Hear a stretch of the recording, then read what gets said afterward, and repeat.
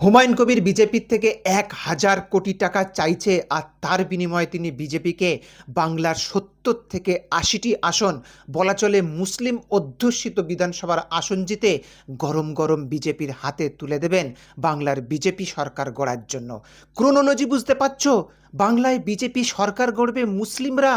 আর এই গোপন স্টিং অপারেশনের ভিডিও আজ তৃণমূল প্রকাশ করে বাংলার রাজনীতিতে বাজ ফেলে দিয়েছে, সরি, বিতর্কের সৃষ্টি করেছে। आपको जो आजाद देना है मेरा एक साथ में नहीं चाहिए, मैं पार्टली पार्टली देना चाहिए।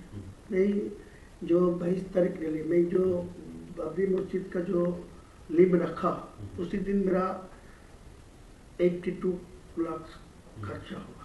तो उसी टाइम तो पैसा भी नहीं था ट्रस्टी में, ओनली फॉर 5 लाख था। मेरा बिजनेस का पैसा डाल के वो किया। तो आज के दिन में वो 6 से 7 करोड़ आ गया। मेटेरियल्स भी 2-3 करोड़ को आ गया। ईटा स्टोन ये तो हम लोग देख रहे हैं वीडियो में, ये आपका एकदम ऐसा ही चल रहा है। तो मैं ही आपको यही बोलते हैं जितना जल्दी है 2 करोड़ 200 करोड़ दे दीजिए। হুমায়ুন কবির দাবি করেছেন এই ভিডিওটি একদমই সত্যি নয়, এআই দিয়ে বানানো। এখন এই এআই ফেআই হয়ে বেশ ভালোই সুবিধা হয়েছে রাজনৈতিক নেতাদের। কোনো কিছু যদি সত্যিও হয় তো এআই এর ঘাড়ে দোষ চাপিয়ে দিয়ে বেশ পার পাওয়া যায়। बीजेपी के साथ मेरा 1 करोड़ भी डील नहीं हुआ। 1,000 करोड़ तो दूरस्थ, तो उनको बोलने दीजिए, जो इनको सबूत देना चाहिए। তো এই মুসলিমদের ভোটে জেতা আসন ১,০০০ কোটি টাকার বিনিময়ে বিজেপিকে বেচে দিয়ে হুমায়ুন বাবুর কী লাভ হবে?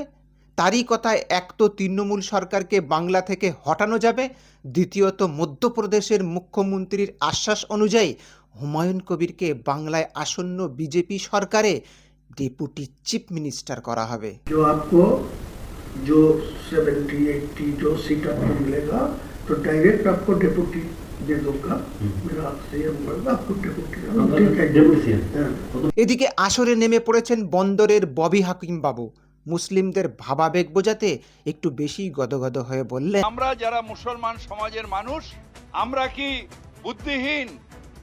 আমরা কি এতই ধারাবাহিক যে এই রকম মানুষ আমাদের ধর্মীয় আবেগকে বিক্রি করে দেবে আর আমরা সেটাকে হজম করব দেখার পরে, না এই মানুষটাকে ধিক্কার করব, এই মানুষটাকে সমাজচ্যুত করে দেব?